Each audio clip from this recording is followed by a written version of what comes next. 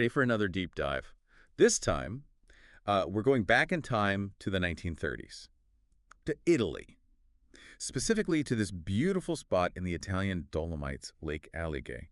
And we're going to uncover this series of events known as the mysteries of Alleghe. Yeah, it's one of those cases, you think it's one thing and then it turns out to be something completely different. Like you see this peaceful village and a few deaths that everybody thinks, oh, suicide, open and shut. But turns out not so much. So to guide us through this, we're going to be using the Italian Wikipedia page on, I think it's Misteri di Alleghe. Yep. And it really is quite a story.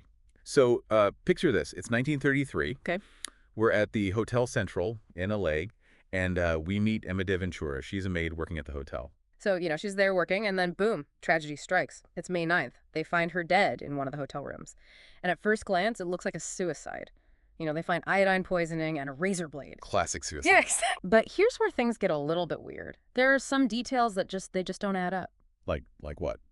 Well, for one, they find the iodine bottle closed, and the razor blade is, nowhere near the body.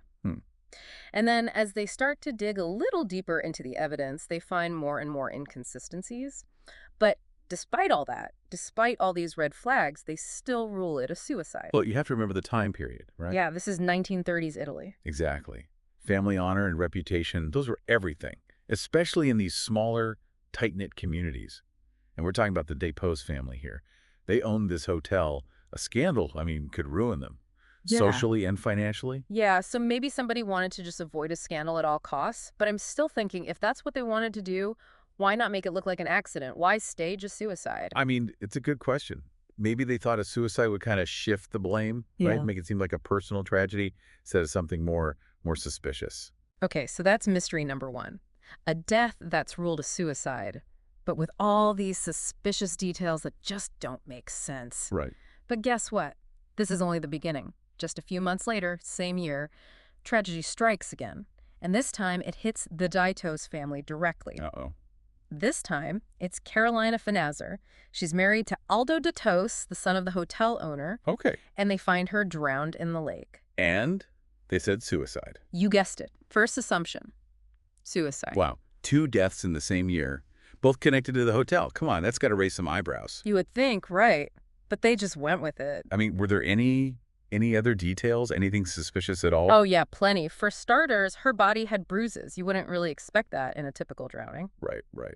And then there's the whole honeymoon situation. She and Aldo had just come back from their honeymoon. They did. They cut it short, really abruptly. Nobody really knows why. And get this, right before her death, Carolina makes this frantic phone call to her mother. Oh, wow. So we have 2 deaths, both really mysterious. What gets me, though, is how quickly the authorities jumped to the conclusion of suicide. In both cases, you'd think they would have been at least a little bit more cautious, don't you think? Especially with all those suspicious details we talked about. Yeah, it makes you wonder if maybe the Depose family had some influence over the investigation, They were a prominent family, especially back then in a small town like that. It's definitely possible. You also got to consider the time period, right? Forensic science wasn't as advanced as it is today. And society back then, let's just say there was a lot of pressure to maintain appearances. So we've got these 2 deaths, a lot of unanswered questions, and it all just goes quiet. Goes quiet. Yeah, for over a decade. Think about it. World War II breaks out. Oh, right. Yeah, I guess those local mysteries probably got pushed aside while the world was dealing with, everything. Exactly. But then in 1946, as Italy starts to recover from the war, the mysteries of Alleghe, they resurface. They do. Big time. And this time it's a double homicide. And this one really rocks the community. It's Luigi and Luigi Del Monego. They're a couple. And they're coming home late one night from their shop. Okay. And somebody shoots them. Kills them both. Oh, my gosh. What did they think happened? Robbery. They were carrying their earnings from the shop, and Luigi's earrings were missing. They actually suspected this fugitive, who was known to be in the area, but the case went cold. So now we have 4 deaths. 2 that look like suicides, but with a lot of weird details, and then a double homicide. Right. And it all seems so random. Is there any connection at all between these events? That's the question that haunted Alleghe for years. But there was this one man who wouldn't let it go. In 1952, a journalist named Sergio Savian, he publishes this article, and he basically goes back and looks at all these deaths. And he questions the suicide rulings. He says, hey, maybe something else is going on here, something more sinister. So Savian was like, the truth seeker, huh? What was it about these cases that made him so suspicious? Well, he was known for his investigative work. He Yeah. probably saw all these inconsistencies, all these unanswered questions, things that other people just overlooked or just dismissed. And he wasn't afraid to dig deeper, to challenge the official story. And his article, kind of lit a fire that eventually led to the truth. And that fire, it catches the eye of a carabinieri officer named Ezio Cesca. Now, for those who don't know, the carabinieri, they're like a national gendarmerie in Italy. They do both military and civilian policing. Okay. So they're kind of like a police force and military investigators all rolled into one. Interesting. So Cesca, he reads Savian's article, and he starts thinking, maybe there is more to this. Maybe there was foul play. So he decides to launch his own investigation. But he's not going to do it the usual way. He's going undercover. Undercover. Wow. Like a spy or something? Mm-hmm. So what was his plan? It was actually pretty simple, but brilliant. He knew that to get to the truth, he had to become part of the community, gain the trust of the locals, listen to the rumors. Makes sense. So what does he do? He gets a job as a laborer in Alleghe, starts working there, blending in. That's pretty risky, don't you think? What if someone recognized him? Yeah, it was definitely a gamble. But Cesca was determined to get to the bottom of this. So he starts hanging out at the local taverns, becoming a regular. All the while, he's listening, gathering information, picking up bits and pieces of gossip about the deaths. Like he's putting together a puzzle, huh? Trying to find that one missing piece. Exactly. And you know what? He starts hearing this one name over and over again. Giuseppe Gasparin. People would whisper about him, how he was involved in some shady stuff. Some even suggested that the Delmonegos, remember the couple that was murdered? Yeah. That maybe they were killed because they saw something they shouldn't have, something that incriminated Gasparin. Interesting. So what did Cesca do? Did he just go up to Gasparin and, accuse him? Not quite. He knew he couldn't just approach him directly. He had to be careful. I bet. So he starts by befriending Gasparin, slowly building a rapport, gaining his trust. It's like a game of chess. One wrong move, and the whole thing falls apart. Exactly. And Cesca, he plays it perfectly. He figures out that Gasparin, he's got this tendency to brag. Oh, yeah, a lot of criminals do. Right. So Cesca comes up with this plan. He's going to make Gasparin believe that he, Cesca, is part of some criminal enterprise. Oh, that's good. So Gasparin thinks he's found a partner in crime. Exactly. And it works. Gasparin, he wants to impress Cesca, wants to show him how tough he is. So he starts bragging about all the stuff he's done, and before you know it, he confesses to being involved in the Delmonogo murders.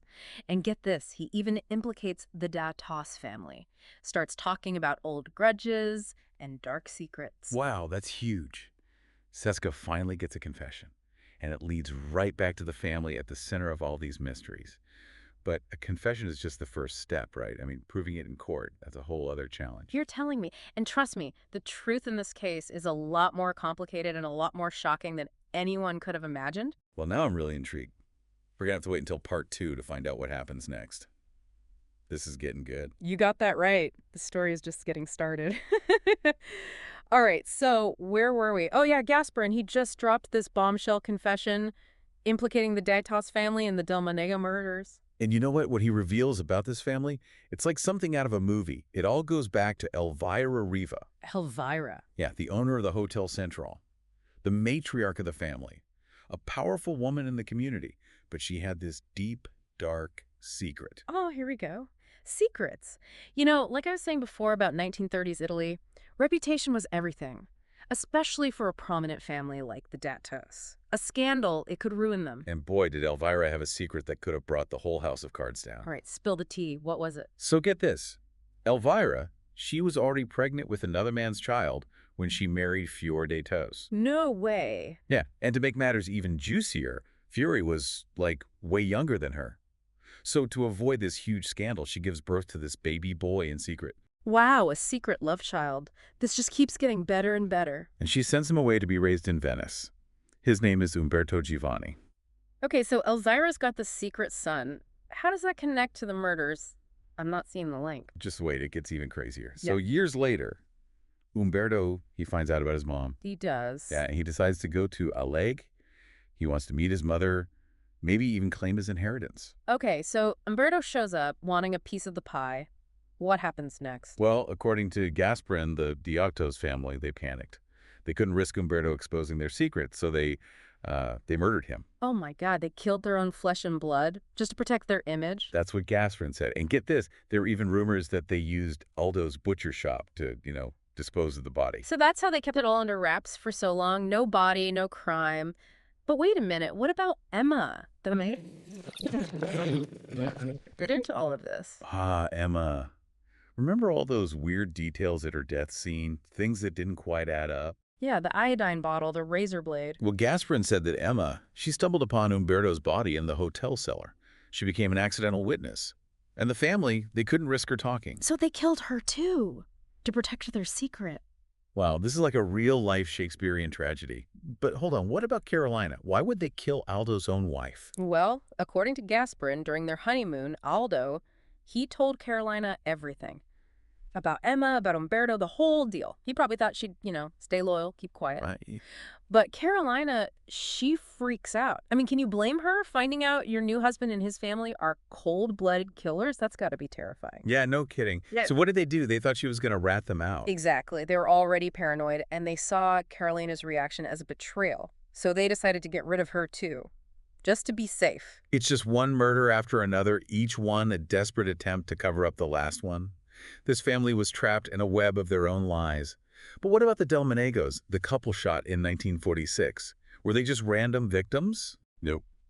Gasparin, he claims that they saw Aldo carrying Carolina's body towards the lake years earlier. You're kidding. So they knew all along, and they finally decided to come forward.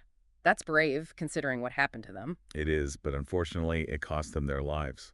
The Dopros family, with Gasparin's help, they made sure the Delmenegos would never tell their secret. So there you have it. Sheska's got his confession. He's connected the Dopros family to all 4 deaths, and it's a story of betrayal, greed, and just pure evil.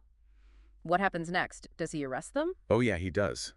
With Gasparin singing like a canary, Sheska has enough to get arrest warrants for Aldo and Adelina Datos. Oh, and Adelina's husband, too, Pietro di Biasia. The whole gang. What was the reaction in Alleghe? People must have been shocked. Totally. Nobody could believe that this seemingly respectable family, the owners of the hotel, were capable of such horrific crimes. It was the talk of the town, the whole country, really. So what happens to the Datos family? Did they get what they deserve? Well, the trial, it starts in 1960, and it was a media circus. Everyone was glued to the news, following every twist and turn. It took 33 hearings, over 6 months, with witnesses coming out of the woodwork to tell their story. That's a long trial. What was the verdict? Did justice prevail? After sifting through all the evidence and testimony, the court finally reached a decision. Aldo and Pietro, they were both found guilty of the murders of Carolina Finazzer and the Delmenego couple. Wow, what about Adelina? She was also found guilty, but only for Carolina's murder. So what was the sentence? Life in prison for all of them. Life in prison, huh? It seems justice was finally served, but at a terrible cost. 4 innocent lives lost, and a community forever marked by these tragic events. What about Gasparin, though? The guy who spilled the beans. What happened to him? Well, remember, he was an accomplice. But he did help bring the truth to light.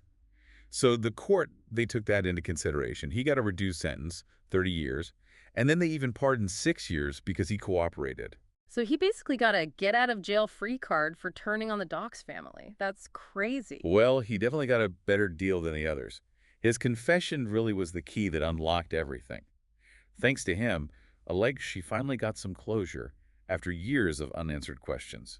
The guilty verdicts, they offered a glimmer of hope.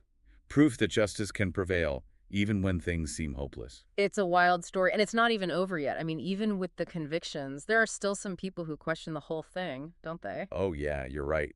Even after the trial, people were still fascinated by the Alleghe mysteries. Some folks just weren't convinced that the whole story had been told.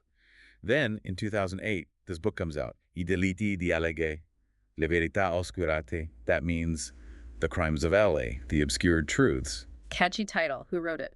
A guy named Tony Serena. And he basically throws a wrench into the whole official narrative. He suggests that things might be a lot more complicated than they seem. So what's Serena's take? Does he think the Dachau family was innocent? He doesn't come right out and say that. He spent a lot of time going over the court records, the evidence, and he started to have doubts about Gasparin's confession. Doubts. What kind of doubts? Well, for one thing, he points out some inconsistencies in Gasparin's story. Serena thinks maybe he embellished some things, maybe even made some stuff up, all to get a lighter sentence for himself. I mean, he was a criminal, right? It's not like he had a reputation for honesty. But even if Gasperin was lying about some things, there was still a lot of evidence against the Dastos family, wasn't there? There was. But Serena's book, it made people think. It made them question what they thought they knew. He wasn't saying the Dasper's family was innocent, but he wanted people to look at the case with fresh eyes. He said, even with a guilty verdict, there can still be doubts. That's true. It just goes to show you never really know the whole story, do you? So the mysteries of Alleghe, they continue to fascinate and intrigue people, even all these years later. Absolutely. This case, it goes way beyond just who did what.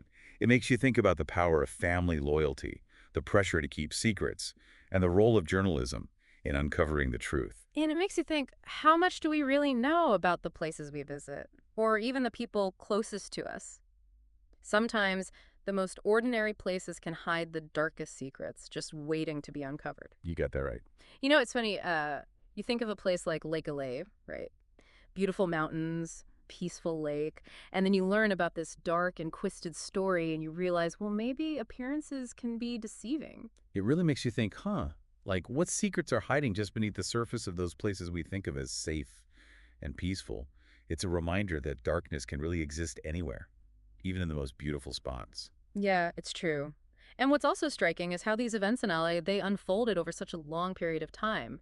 Years of silence and unanswered questions. It seems like the truth was just buried under layers and layers of time and societal pressure.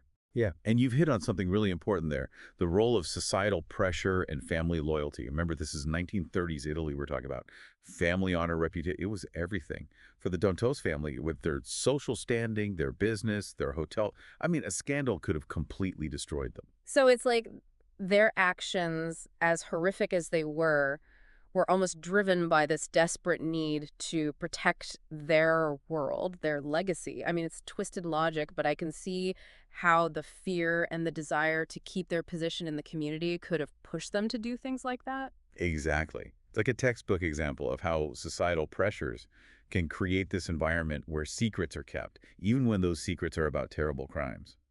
And being a small town like LA, where everybody knows everybody well, that pressure must have been even more intense. Right. It makes you wonder how many other secrets are hidden in places like that. But what about the authorities? Do you think they were involved in covering up the truth?